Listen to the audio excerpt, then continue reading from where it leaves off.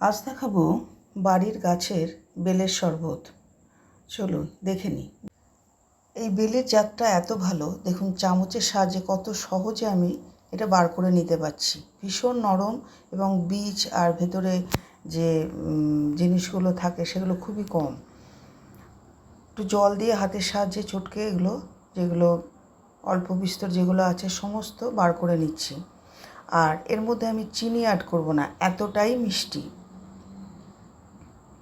এরপর এটা ভালো করে ছাঁকনার সাহায্যে ছেঁকে নেব। একটু জল দিয়ে দিলাম, খুব মোটা হয়ে গেছে।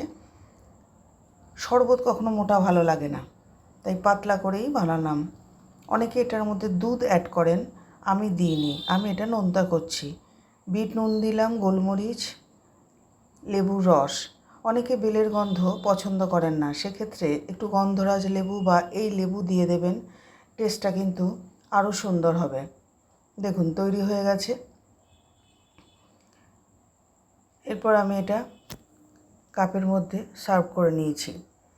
পুদিনা পাতা ছিল না, তাই কচি কারি পাতা এনেই ওপরে ডেকোরেশন করলাম এবং সেটা খেয়েও নিয়েছি। খুব সুন্দর লাগছিল। দেখুন এইরকম হয়েছে, খেতে কিন্তু খুব সুন্দর হয়েছিল। এক ফোঁটাও কিন্তু মিষ্টি দিইনি, এতটাই বেলটা মিষ্টি। এই সময় বেল খান, বেল লিভার পেট দুটোর জন্যই খুব ভালো। সার্ভ করে দিলাম কর্তামশাইকে আর আমার আরেক দাদাকে।